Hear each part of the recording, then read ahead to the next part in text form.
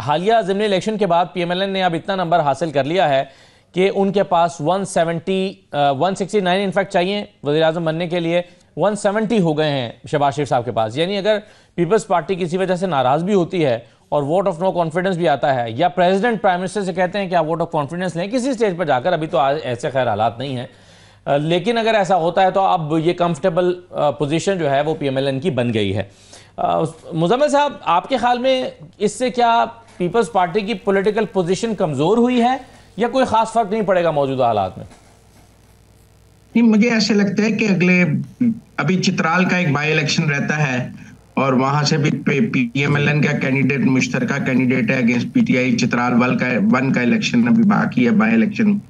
फैसल साहब ने 2-3 by elections की और पेशन गोई अभी की है और इनकी पेशन गोइयां सच होती हैं और मुझे लगता है 2-3-4 पे बाई इलेक्शन और हो जाएंगे तो ये नंबर 175-176 तक पहुंच सकता है।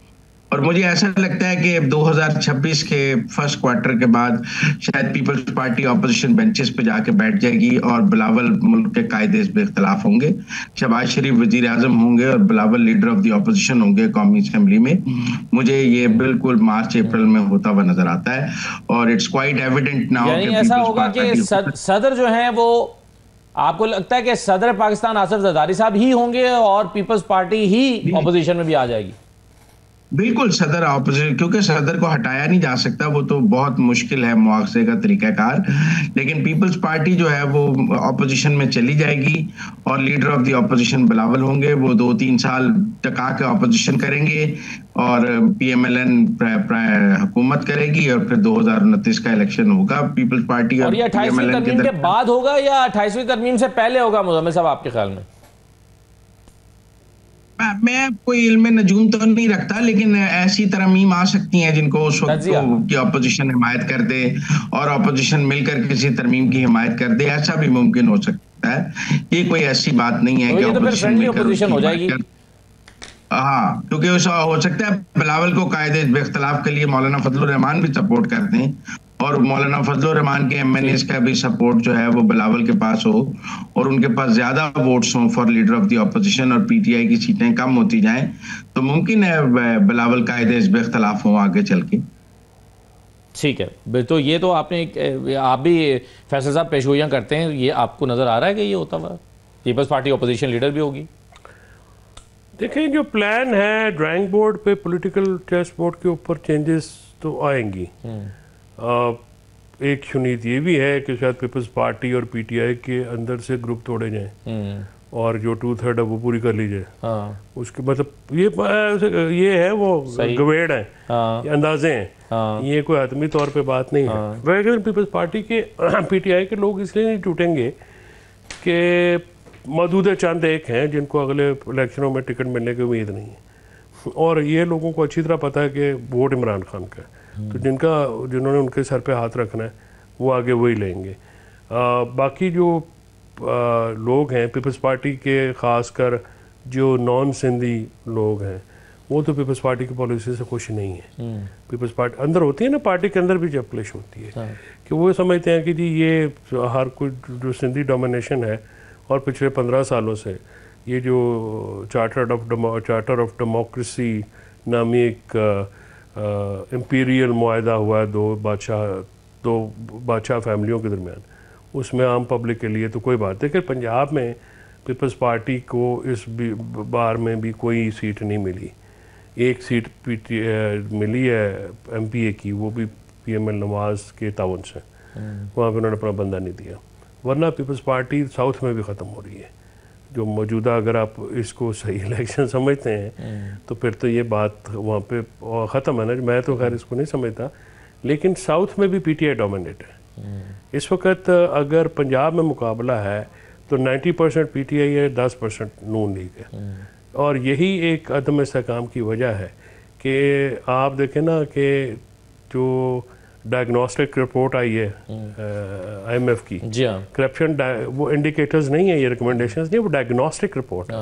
वहाँ पे उन्होंने कहा कि ये लूट के खा गए और अगर ये सर से चलता रहा तो ये मामला नहीं काम हो सकता। तो ये जो सियासी डायनामिक्स है ये तो चेंज होते रहते हैं ना। देखें, इस वक्त जो प्रॉब्लम है इस वक्त सबसे बड़ा क्या है, जो अपोजिशन के भी अहल नहीं थे, वो हुकूमत में। जो हुकूमत करने वाले हैं वो सड़कों पे दर-बदर फिर रहे हैं।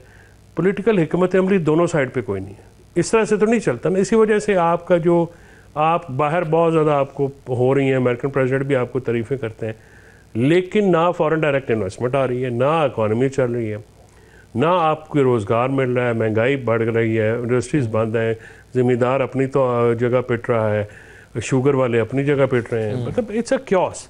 कोई गवर्नेंस को जो है आप कहें कि ये जी इस तरह जा रहा है, ज़ोर ज़बरदस्ती से तो कलवा लें ना आप, जिनको आप कहते हैं, मतलब उनकी ये ज़ोर ज़बरदस्ती से होता है ना कि आप फलां चीज़ को दबा दें, फलां चीज़ को, तो इस तरह से तो हो सकता है, लेकिन जेन्युइनली स्पीकिंग मुल्क तो नहीं चल रहा। हाँ, अच्छा, अब इसमें ये जो सवाल है कि मुल्क नहीं चल रहा, पॉलिटिकल स्टेबिलिटी पे मुज़म्मिल साहब सवाल उठते रहते हैं कि पॉलिटिकल स्टेबिलिटी नहीं है, तो आप जो फॉर्मूला बता रहे हैं उसके बाद क्या पॉलिटिकल स्टेबिलिटी आ जाएगी अगर ये पीपल्स पार्टी अपोजिशन में चली जाती है, मिसाल के तौर पर यानी हाइब्रिड अपोजिशन मॉडल मिल, हाँ वो मिल जाएगा। फिर जो महमूद अजहरी साहब हैं, आज पीटीआई उनको लगाना चाहती है, वो भी ज़ाहिर है वो कॉर्नर हो जाएंगे, या पीटीआई बिल्कुल ही अपोजिशन के रोल में भी नहीं रहेगी, तो क्या स्टेबिलिटी आ जाएगी इससे? अब ये तो देखें आप स्टेबिलिटी को कैसे डिफाइन करती हैं। अगर आप कहें कि स्टेबिलिटी पार्लियामान अपना काम कर रही है तो कर रही है, स्टेबिलिटी है, पीटीआई समेत तमाम सियासी जमातें पार्लियामान में मौजूद हैं, अपना वहाँ पे रोल अदा कर रही हैं, इसको स्टेबिलिटी डिफाइन कर लें। अगर आप कहें कि सड़कों पर अदम इस्तेहकाम है या नहीं है तो मैं कहूँगा नहीं है। आप कहेंगे कि सड़कों पर कोई 27वीं तरमीम के बाद कोई बड़ी तहरीक चल रही है, मैं कहूँगा नहीं चल रही है। आप इसको इस्तेहकाम कहना चाहती हैं तो इस्तेहकाम की ये तारीफ है। अगर आप टॉक शोज में हुकूमत के खिलाफ तनकीद को अदम इस्तेहकाम समझते हैं तो मैं उसको अदम इस्तेहकाम नहीं समझता। अभी देखें ना, फैसल चौधरी साहब ने बैठ के पूरी हुकूमत को एक वक्त में बिल्कुल जीरो कर दिया और कहा कि इनके पल्ले कख नहीं है, तो इससे तो अदम इस्तेहकाम नहीं आता। ये तो जमहूरियत का हुस्न है। फैसल चौधरी साहब की ये बातें जो हैं ये जमहूरियत के माथे का झूमर है। वो अलग बात है कि एक ही सियासी जमात है जिसको पर सुप्रीम कोर्ट ने मोहर लगाई कि इसने धांधली की है। वो समड़े हाल में तहरीक इंसाफ थी जिसका केस सुप्रीम कोर्ट तक गया और मोहर लगी कि इन्होंने धांधली की।